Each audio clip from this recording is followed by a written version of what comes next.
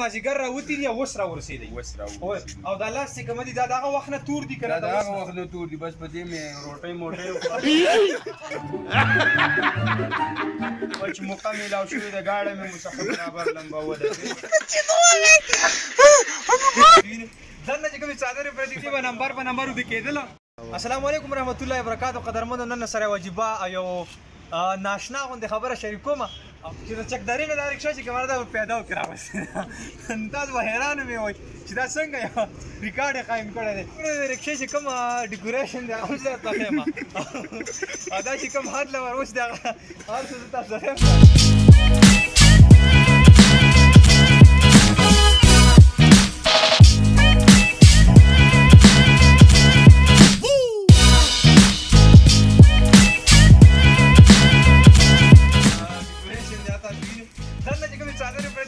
په نمبر دي کې اوده کېدل. تاسو یوه شپه پې تېره شوې ده او د هغې سره سره دا وینې دا ګوره دا سیټ د دې نه کمره جوړه کړې ده. ښه دا کمره وه لکه دا په ځای په ځای به سټاپ کوو دی به اوده کېده.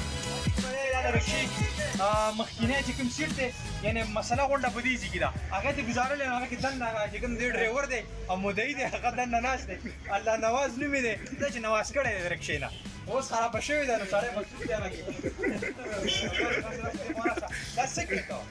دا ګیربکسه جوړه دا د دې رکشې ده. داسې وایي چې یاره دې حیرانکون غوندې کار یې سره انجام کړی. دا واقعي داسې ده؟ دا واقعي دغه شان دې مردان نه راووتو په چکداره کې ګیربکس مات و او بعد کې چکدارې نه را روان شو مازدیګر، د شپې هم را روان یو، د ورځې هم را روان یو.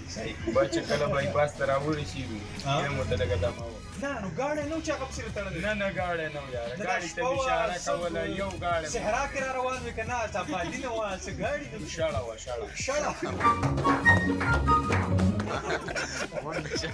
نه دا روډ دې نه دي زما خو لږ ور پار نه خطا شوی و. نه نو روډ به ګاډي څه نه و که نه دوکان مکان نه و چې په ډیکه راړسېدو. صحیح او په څو کسه هم راوستې؟ په دوه کسه. او ټایم پکې څونه لګېدلی؟ ورځ او شپه پرون مازدیګر راوتي و داسې پته راته نه نږدې شه پرون مازدیګر راوتي دي او اوس راورسېدی او دا لاس چې کومه دي دا دغه وخت نه تور دي که نه؟ دا د هغه وخت نه تور دي، بس په دې مې روټۍ موټۍ وکړه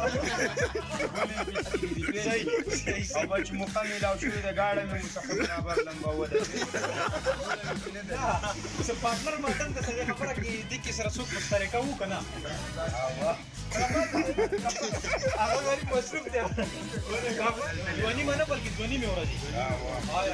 ډېر زیات ستړي شوي ډېره عجیبه کار شوی دی ملګرو، او زه غواړم چې ستاسو په مخونو باندې خندا راولم، نو د هغې دپاره دا بس دی. ډېره مننه.